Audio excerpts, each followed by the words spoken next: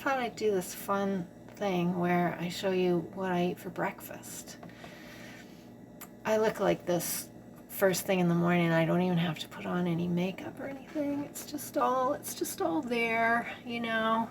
So I get a bowl is what I get, and I get my grains.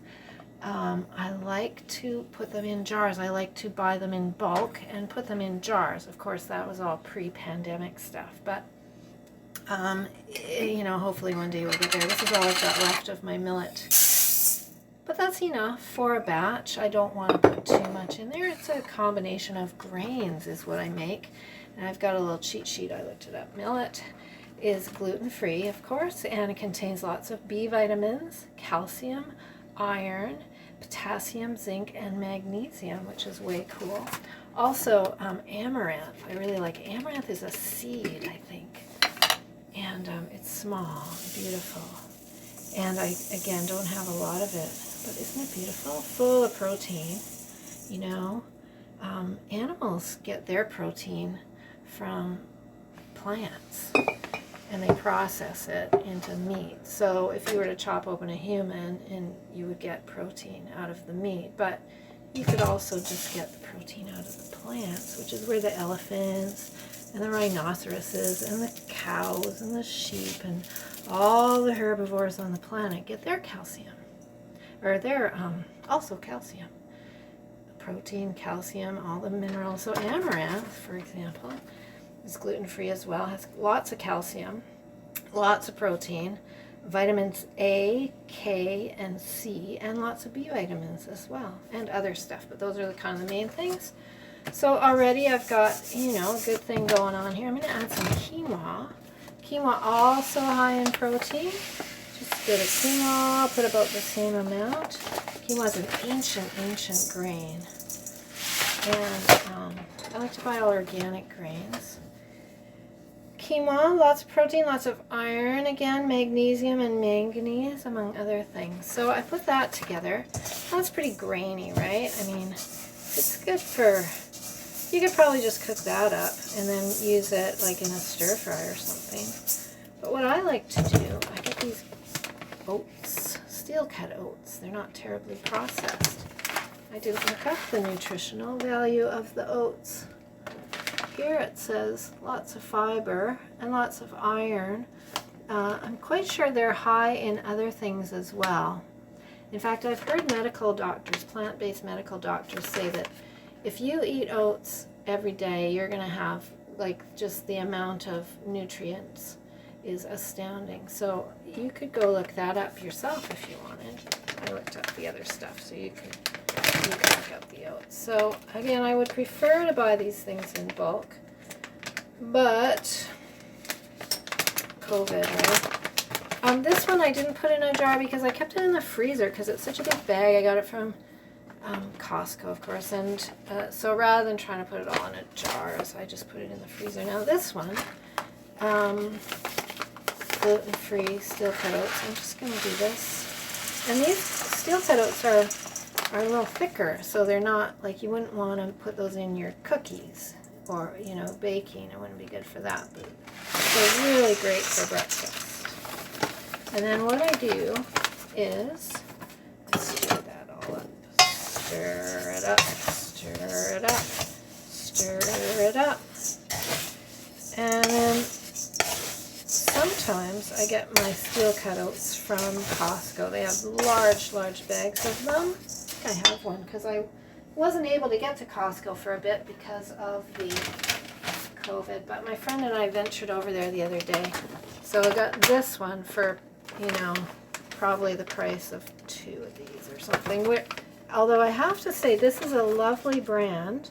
When I use this brand, I only have to use half a cup of these oats, and I get a lovely big bowl because they expand, right? When I use this one, I use 2/3 of a cup. And then what I do is I get those oats, I get my little measuring cup, and I get this schwanky jar or glass Pyrex thing that looks terrible. Clearly, many things have been burned in here. My mother had this, I remember this my whole life, honestly. I think my whole life I remember this. And there used to be a separate piece that went inside, like it was a double boiler, right? Like a second handled thing that fit in there. And then what was, you would put the water in the bottom and the chocolate or the pudding or whatever in the top, and when you're making stuff, so that it doesn't have to, it has to be a very low temperature, so you would sort of simmer the water and then that would heat the stuff in the top part, and there was a jar. So sadly those other two pieces have died, they've broken, but I've managed to hold on to this, and this is the best thing for making these oats. I find, don't want to break it. It doesn't stick to the bottom, you know, it's just nice. And I like glass, or something clean about glass. So the night before, I go 1, 2 of these, and then I soak it. I soak it either in oat milk or whatever, you know, almond milk, rice milk, macadamia milk. There's so many different milks.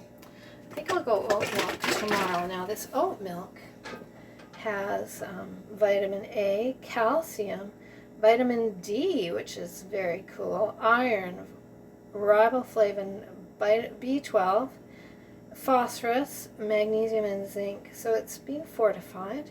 It's made in Canada. Apparently the carton's even made from plants. It's not organic, which is a tiny concern for me, but it says it's non-GMO, so I like that.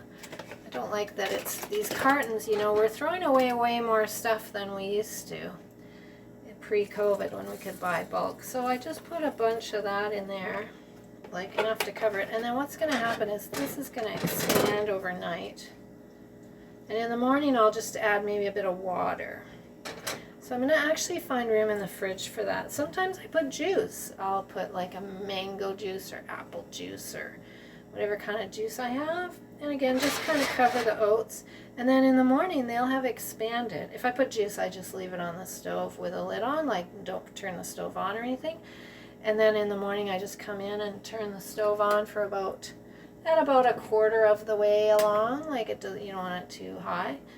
And then it takes about 20 minutes, so I putter around and do my stuff, and then breakfast is ready. It's fantastic. Add, get a separate bowl and put some frozen like blueberries, raisins, sesame seeds, flax seeds ground up chia seeds and hemp seeds.